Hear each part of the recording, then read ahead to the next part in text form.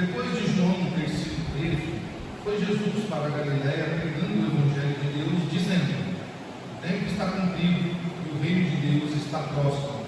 Arrependei-vos e crede no Evangelho. Meus irmãos, é certo que todos os homens pensam mais em Deus, ou formulam mais a pessoa do nosso Deus como um Deus mau, como um Deus furioso, como um Deus de ameaça, mais do que um Deus de promessa.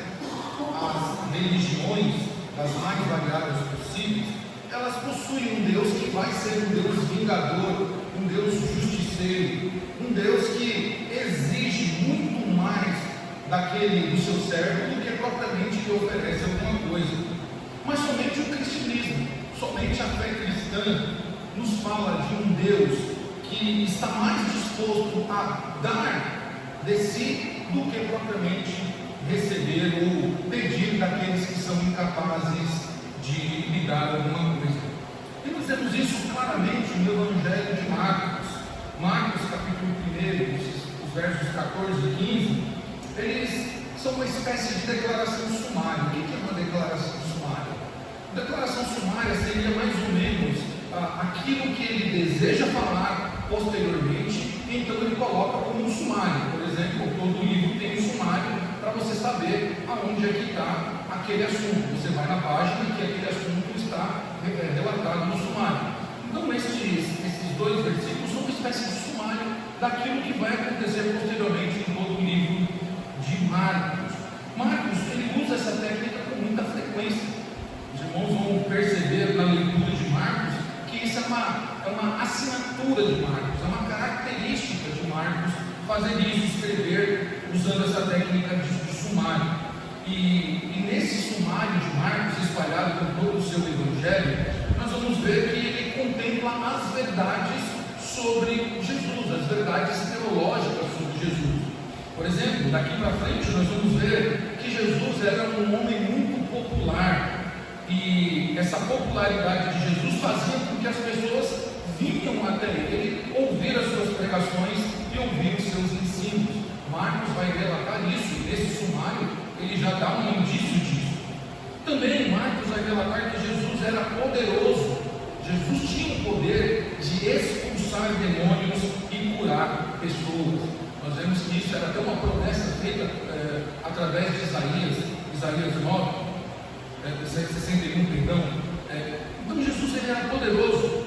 Marcos também vai dizer que Jesus ele transfere o seu poder ministerial aos seus discípulos, e isso vai ser muito bem visto nas viagens missionárias dos discípulos, tanto no envio de Jesus, os 12, depois dos 70, quanto também em Atos dos Apóstolos, quando a igreja do Senhor ela se expande por todo o mundo.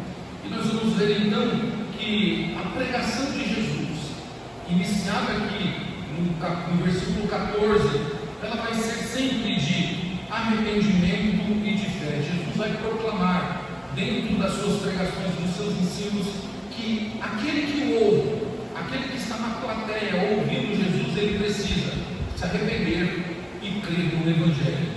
Este é o propósito da pregação de Jesus, que se inicia nesses dois primeiros versos. E no verso 14, meus irmãos, nós já temos de cara algo muito interessante. Nós vamos ver que o versículo 14 começa com um acontecimento. Depois que João foi preso. Que João é esse? Obviamente nós estamos falando de João o Batista. Tá? João Batista. E qual foi o motivo que João Batista foi preso? João Batista foi preso porque a sua pregação não era diferente de Jesus. Era pregação de arrependimento, de pecado. Era preciso que aqueles que ouvissem João precisavam se arrepender dos seus pecados. Então João é preso por Herodes porque João está denunciando o pecado de Herodes. E qual é o pecado que João está denunciando de Herodes? Herodes está num casamento ilícito, porque ele está casado com a irmã, com a esposa do seu irmão. E esta união era uma união pecaminosa. E João está denunciando isso, e vinha denunciando isso constantemente. E é interessante o ministério de João Batista. João Batista vai até os simples e prega aos simples que ele está em pecado. mas João Batista não priva o rei. João Batista não exclui o rei, que era a autoridade, ou a maior autoridade dos judeus ali, não exclui o rei de ser exortado do seu pecado. Este é um evento essencial que vai mudar o foco do ministério de Jesus.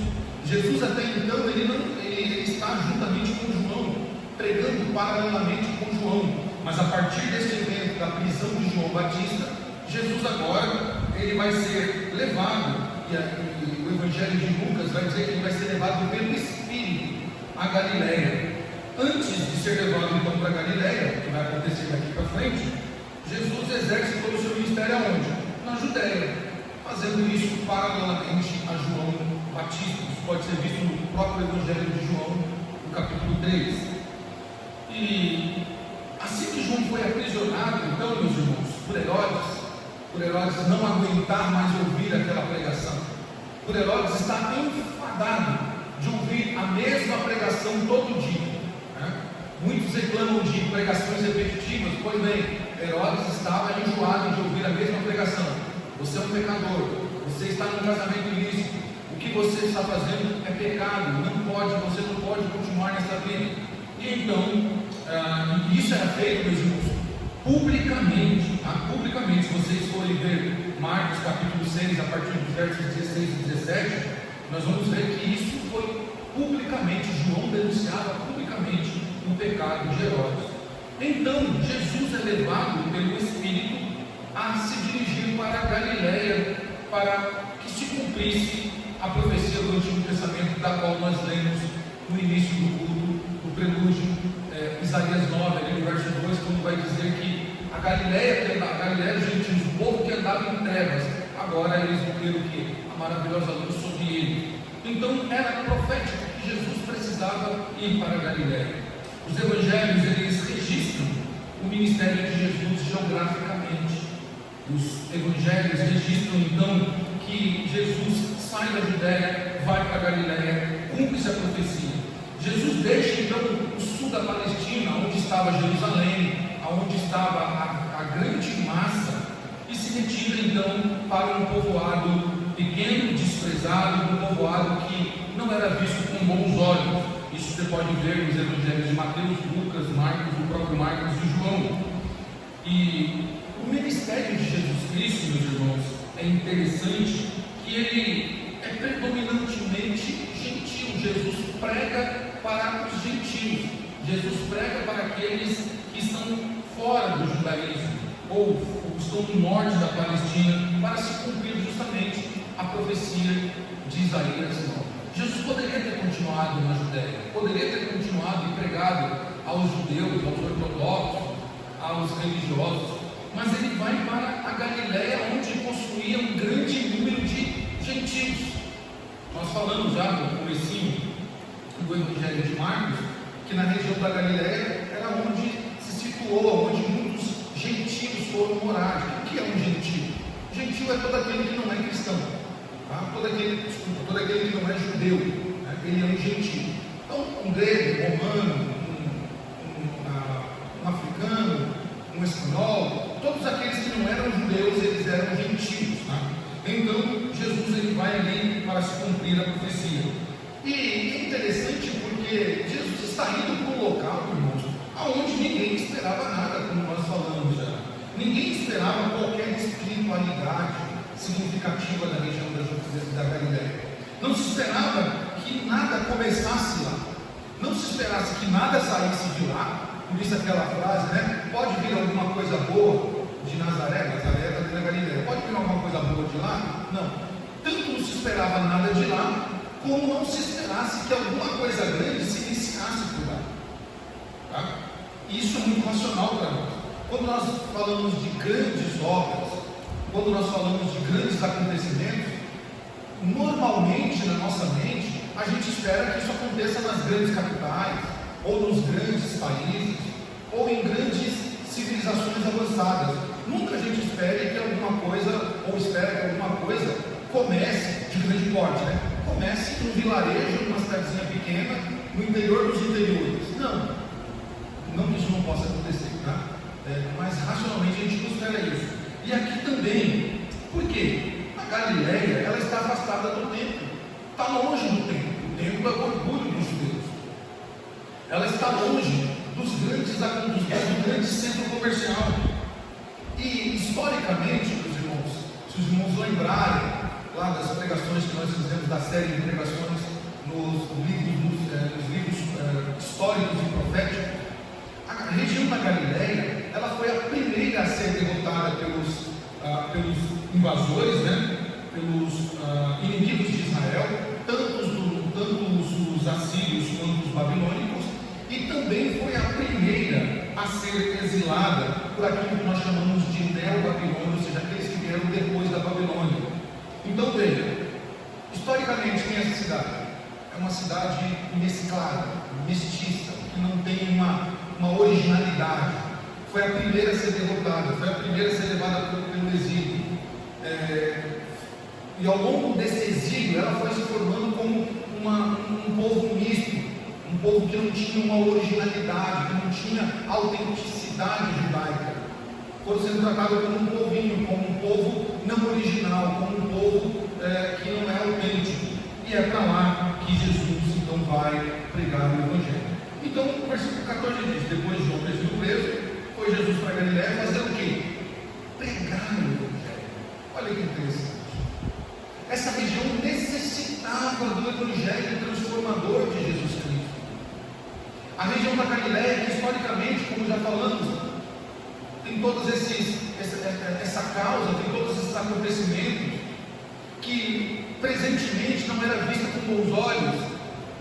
É lá que Jesus vai pregar o Evangelho. O que nós aprendemos com isso, meus irmãos? Que o Evangelho precisa ser pregado até por aquelas pessoas que nós julgamos não merecer o Evangelho.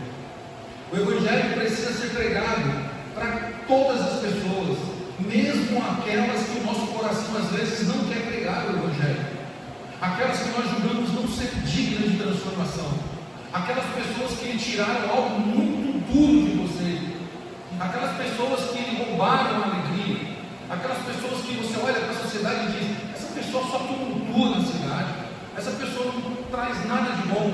É ela que precisa do Evangelho. Jesus vai para uma região desprezada historicamente. Jesus vai para uma região que no presente momento em que ele está ali é vista com maus olhos. E aí o Evangelho vai se iniciar a pregação do Evangelho com o nosso Senhor. E entrando então já no versículo 15, eu quero fazer aqui alguns apontamentos para os irmãos entenderem. O Marcos vai dizer, e Jesus vai para a Galileia. Então quando ele chega na Galileia, o que ele faz? Ele prega o Evangelho, e a primeira pregação de Jesus na Galileia é: o tempo está cumprido. O tempo está cumprido. Que tempo é esse, meus irmãos? Este tempo aqui que Marcos está relatando não é o nosso tempo cronológico. Por exemplo, nós estamos dentro de um tempo agora, 7 horas e 30 minutos. Este é um tempo. E o nosso tempo ele tem um limite. Tem um limite. Marcos não está falando desse tempo. O que Marcos está dizendo aqui é o tempo de Deus, o Kairos, o tempo de Deus. Esse tempo de Deus significa medida exata, significa tempo determinado por Deus. Chegou. Porque a Galileia ficou abandonada por muito tempo, mas no tempo determinado por Deus, no tempo estabelecido, no tempo exato, no tempo que chegou na medida que Deus determinou, o Senhor Jesus está lá pregando o Evangelho. Então o tempo está cumprido, ou cumpriu-se o tempo, E esse cumprir aqui também é bem interessante, porque esta palavra, vamos trabalhar com um termo aqui, que é um verbo, ele vai mostrar que esse cumprimento não é simplesmente algo de estabeleceu, mas ele aponta para algo que se tornou cheio. Imagina um copo que vai enchendo vagarosamente de água, e quando chega no topo, então se estabeleceu o limite. É isso que quer dizer essa palavra cumprido aqui, tornar cheio, completar-se ou preencher até o limite máximo. É isso que a gente está dizendo. O tempo chegou ao seu limite máximo. E que mais? Então ele continua: o tempo está cumprido e o reino de Deus está próximo. Este termo aqui, próximo, também, que Jesus usa, ele vai, um verbo, tá vendo? Ele vai apontar para uma coisa que se juntou à outra. Tá? É esse o significado aqui, uma coisa que se juntou à outra. O que Jesus está dizendo aqui? Chegou o Salvador e o tempo estabelecido, os dois se juntaram.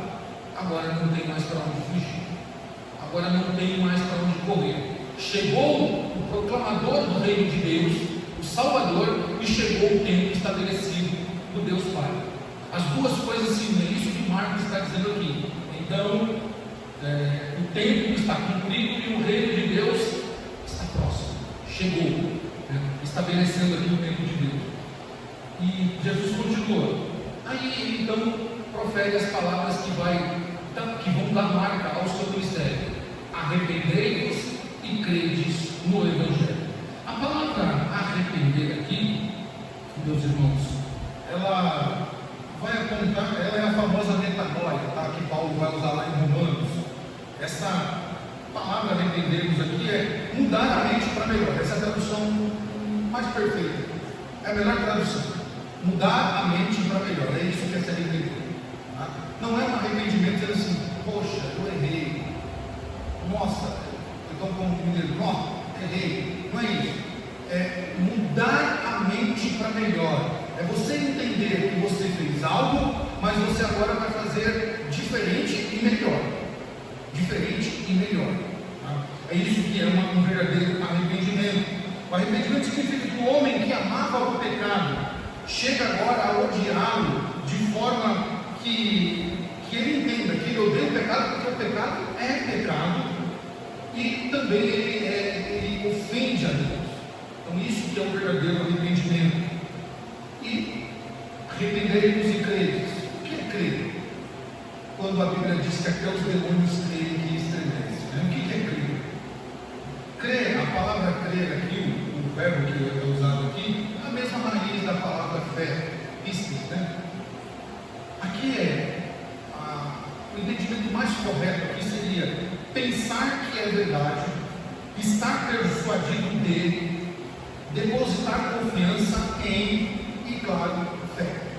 É isso que significa crer. Então Jesus está dizendo aqui: mudem a sua mente para melhor e tenham fé no Evangelho. Então, se nós fôssemos aqui tentar traduzir Marcos aqui de uma maneira bem mais simples, seria: o tempo chegou, se uniu o Salvador ao tempo, o reino de Deus agora é uma realidade. Mudem a sua mente para melhor e tenham fé no Evangelho. O Evangelho é a boa notícia de Deus para o homem. Meus irmãos, a grande pergunta que nós olhamos aqui na pregação de Jesus é: ok, eu preciso me arrepender, mudar minha mente para melhor e ter fé. Mas a grande pergunta que talvez uma pessoa que não seja eu e você faça é: por que devemos nos arrepender dos nossos pecados? Por que eu devo me arrepender? Primeiro, porque o pecado é a raiz de todos os males.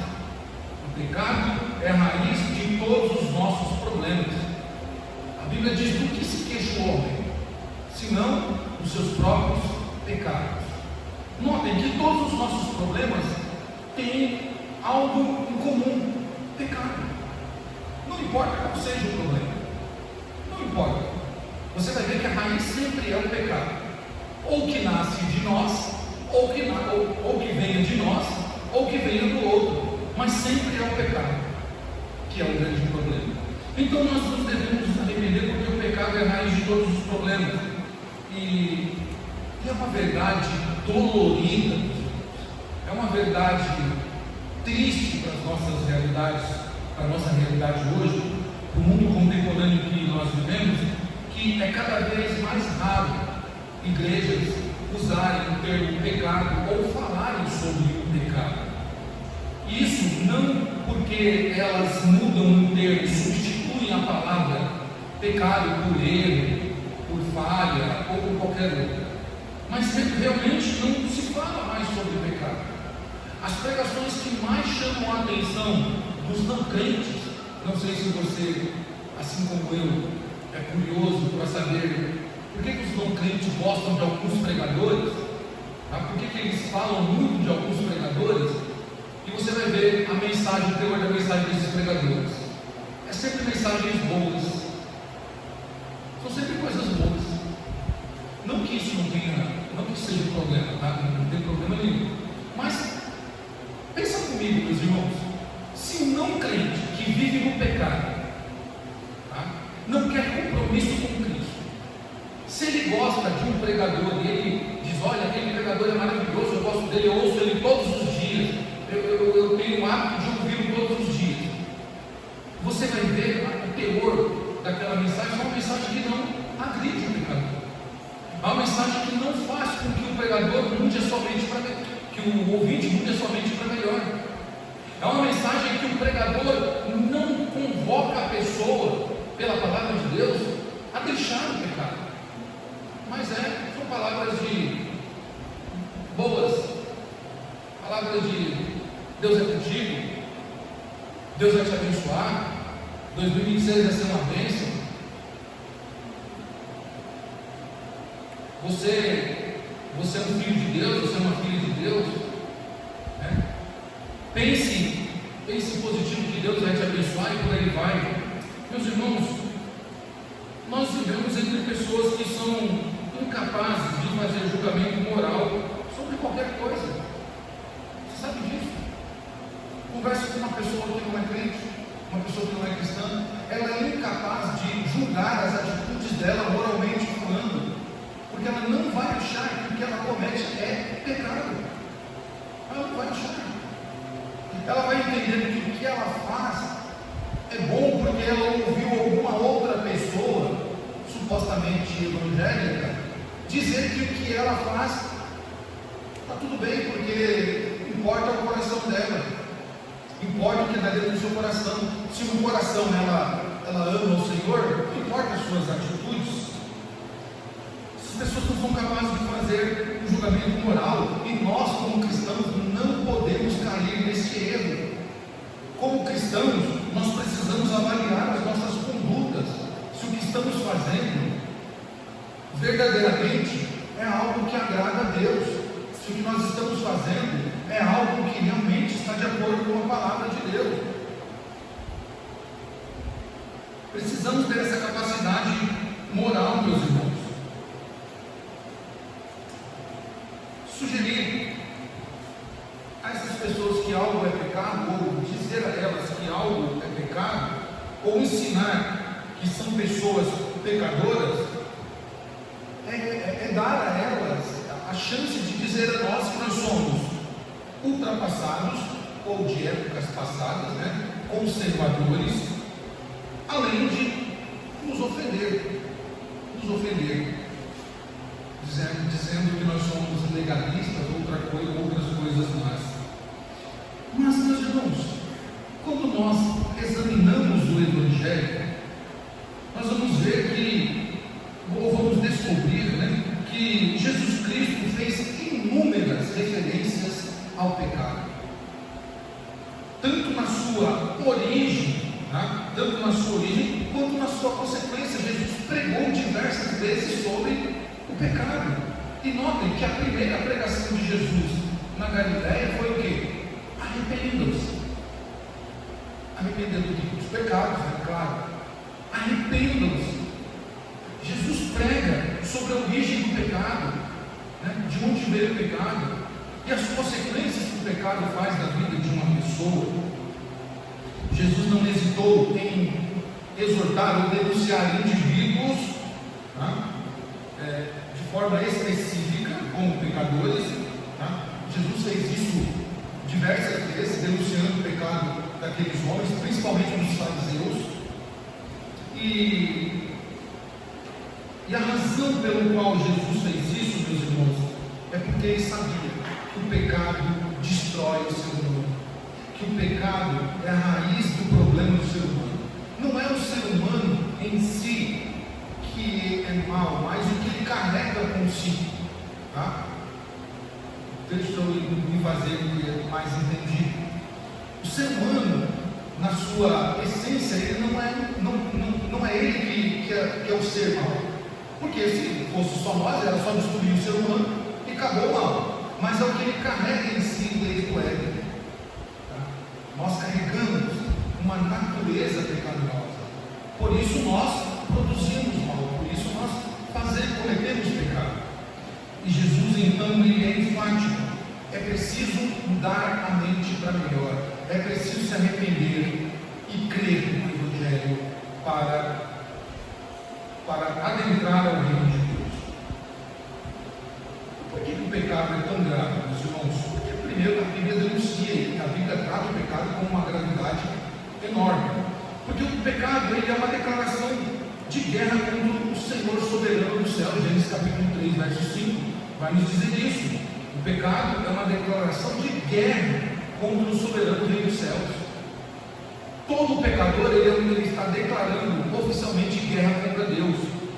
O pecado nos torna inimigos de Deus. Terceiro, ou segundo ainda, né? E sendo inimigos de Deus, meus irmãos, Deus não trata o pecado como brincadeira, como sem querer querendo, como uma coisa inocente, mas sim como um ato de inimizade, tá? De ódio, de desprezo contra Ele. Quando nós olhamos para Mateus capítulo 12, verso 30, o Senhor diz: quem não está comigo, está contra mim. Notem, Jesus não trata o pecado como uma brincadeirinha, como algo inocente. Trata o pecado como algo sério, como algo que trata uma inimizade, um sentimento de ódio, de desprezo. Quem não é com Jesus é contra Ele, de fato. Terceiro, o pecado ele confronta a justiça de Deus. Deus é um ser justo. Deus ama a justiça. Ele odeia a injustiça. Portanto, meus irmãos, como o pecado é uma transgressão da lei de Deus, logo Deus odeia o pecado. Deus odeia aquilo que vai contra a sua justiça, vai contra a sua lei. 1 de João capítulo 3, verso 4, olha o que diz a palavra do Senhor: todo aquele que pratica o pecado transgride a lei. De fato, o pecado é a transgressão da lei.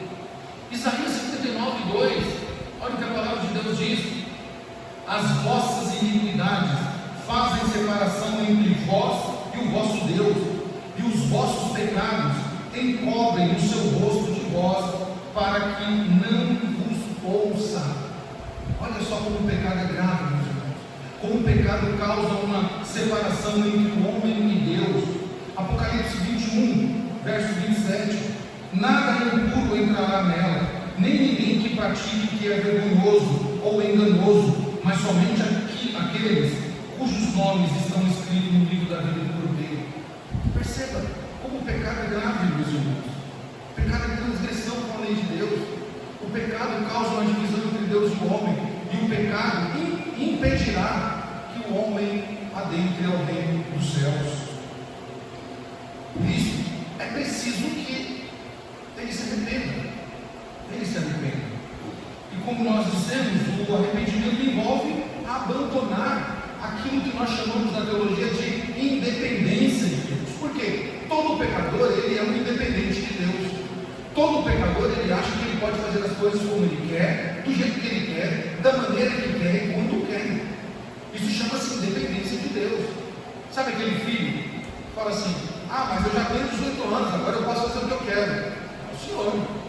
Existe uma lei estabelecida pelo pai e pela mãe, e dentro dos meus cercos vai ter que me obedecer ainda. É assim que as pessoas são quando elas praticam o pecado. Então elas precisam se arrepender para deixar essa independência de Deus, tá? Deixar de querer viver sem Deus. E isso, meus irmãos, aponta para o abandono consciente do pecado, tá? Um desejo de deixar a minha vida e fazer somente a vontade soberana de Deus. O arrependimento é uma decisão firme e constante de mudar de lado. Se a pessoa estava do lado esquerdo do pecado, Agora, arrependida dos seus pecados, ela deixa o lado esquerdo do pecado e vai à direita de Deus, andar com o Senhor Jesus. Ela precisa mudar de lado. Significa passar do reino das trevas para o reino de Jesus Cristo. E o apóstolo Paulo, meus irmãos, ele explica isso de uma maneira bem interessante em Colossenses capítulo 1, versos 13 e 14. Olha o que diz o apóstolo Paulo: Deus nos libertou do poder das trevas e ele fez o quê? Nos transportou para o reino do seu Filho amado, a quem temos redenção por meio do seu sangue, a remissão de pecados. Vejam só, Cristo nos redimiu, nos justificou, nos santificou. O Espírito Santo nos fez ter consciência do pecado, causando em nós o arrependimento. Então, com isso nós somos transportados, deixamos as trevas e agora estamos na luz. Portanto, meus irmãos, o arrependimento, ele nos leva a adotar uma nova mentalidade, novamente em Cristo Jesus, novos desejos, uma mente totalmente disposta a agradar somente a Deus, o nosso novo Rei, não aquele que servíamos nas trevas. E aqui não se trata, isso é importante dizermos, tá? Não se trata simplesmente de corrigir algumas falhas, tá? Na nossa personalidade, ou admitir uma nova rotina religiosa. Isso não é arrependimento. Não é, eu bebia, então não vou beber mais, mas vou continuar com outras práticas. Eu fazia isso, então vou deixar de fazer. Não, é viver uma nova vida. Não é simplesmente corrigir algumas falhas. Por exemplo, os irmãos querem ver como nós normalizamos alguns pecados na igreja? Porque quando nós falamos de pecados, certamente no seu coração veio aqueles pecados grandíssimos, né? Adultério, fornicação, bebedice, assassinato, outra coisa mais. Quer ver alguns pecados que foram normalizados na igreja? Mentira. E você sabe que eu estou falando a verdade. É comum cada vez mais o crente mentir, até mesmo no público. E a gente acha que isso é normal. A gente mente com o filho, com o esposo, com o patrão, com o pastor mente com as ovelhas mentem com o pastor, e tudo vai acontecendo e a gente acha que está tudo normal. Quem foi que normalizou a mentira? A Bíblia diz que o pai da mentira é Satanás. Se o pai da mentira é Satanás, nós não devemos mentir em tempo algum. Em tempo algum. E isso precisa ser ensinado para as nossas crianças. Para as nossas crianças. Para que elas não cresçam achando que mentira é normal. Que mentir não é pecado. Mentir é pecado. E sempre continuará sendo. Quer ver outro pecado que nós normalizamos na igreja? Para ficar só nesses dois. Fofoca. Ela pode mudar de nome, mas ela continua sendo pecado. Então é normal as pessoas falarem da vida do outro, pegarem o seu smartphone e ligarem e falarem: nossa, você viu o que aconteceu? Você viu o que aconteceu lá? Você viu que fulano falou isso, e trata isso como normal. Fofoca é pecado, meus irmãos. Não defraudeis uns aos outros. Provérbios, não me recordo agora o verso, o capítulo, mas diz que o Senhor se aborrece de 6 coisas e a 7 ele odeia. Ele vai levantar ali, né, aquele que levanta falso testemunho contra o seu irmão, né? Então o Senhor lista aquilo que para nós é normal, é pecado. Então note, arrependimento não é só corrigir algumas coisinhas, mas é mudar a vida de verdade. É mudar a vida, é viver uma nova vida com Cristo, é viver um novo relacionamento com Ele. Envolve algo mais radical, algo mais bruto, algo que vai custar de nós alguma coisa, algo que vai fazer com que a gente até mesmo perca relacionamentos. Mas nós vamos andar na verdade do Evangelho. Por isso, arrependam-se e creiam no Evangelho. Não é só arrepender-se, é também crer no Evangelho. E o Evangelho é nossa norma de regra de fé e de prática. É por ele que nós somos ensinados, somos norteados a viver a vida. Meus irmãos, arrependimento por fim envolve permitir que Deus assuma o controle da nossa vida. Se há mentira, se há fofoca, se há alguma outra coisa, Deus não é o Senhor da nossa vida. Nós falamos que Ele é, mas Ele de fato não é. Quando Ele é o Senhor da nossa vida, quando nós nos arrependemos de fato e cremos no Evangelho, então nós permitimos que Ele se torne o Senhor da nossa vida, que Ele nos controle totalmente, que Ele nos comande como Senhor nosso e único Rei. Para isso, meus irmãos, é preciso então fé ou crer no Evangelho. Porque se eu não crer no Evangelho, o Evangelho transformador, o Evangelho pregado por Jesus Cristo, pelos apóstolos, então não vai adiantar nada. E Jesus, ele prega então na Galileia o arrependimento e a fé como algo, como uma condição para o ingresso no reino de Deus. Notem, Jesus ele inicia, né? Dizendo lá, prega o Evangelho, dizendo: o tempo está cumprido e o reino de Deus está próximo. Qual é o ingresso? Qual é o bilhete para entrar no reino? Qual é o passaporte para entrar no reino? Arrepender e crer. Arrepender e ter fé. Meus irmãos, Jesus prega sobre isso, sobre essa condição. E por que elas são necessárias? Por que a fé é essencial para nós? Por alguns motivos. Eu quero listar para vocês aqui. Primeiro, porque sem fé é impossível agradar a Deus. Hebreus capítulo 11, versículo 6. Sem fé é impossível agradar a Deus. Não adianta a gente querer fazer boas obras, não adianta a gente querer ser religioso, não adianta a gente querer ser bonzinho. Sem fé em Deus, sem crer no Senhor, é impossível agradá-lo.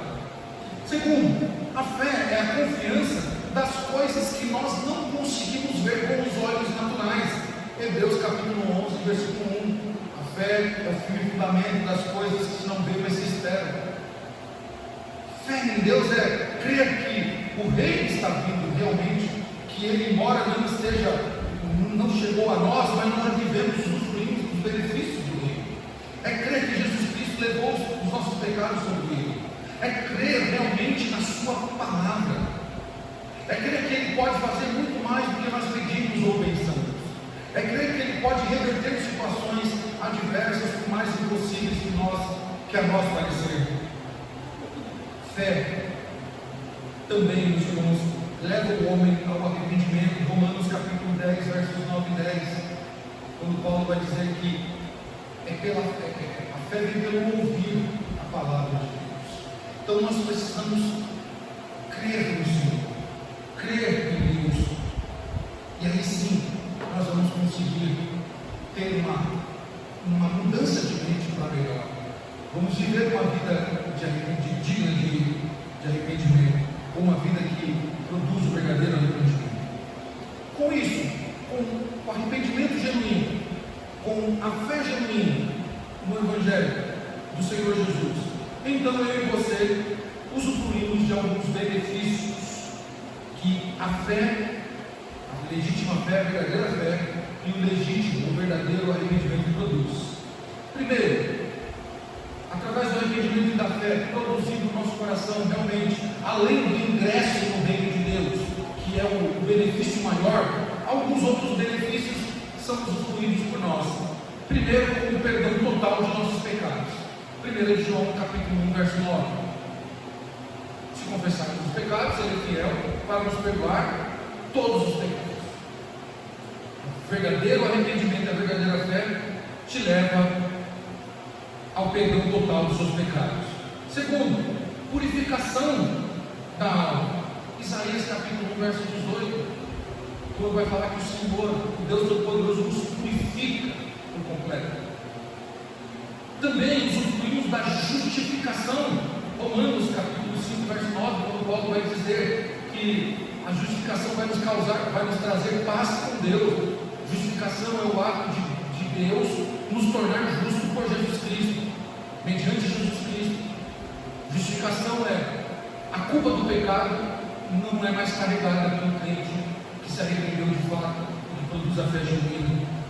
Também produz em nós a verdadeira fé, o verdadeiro arrependimento, a santificação.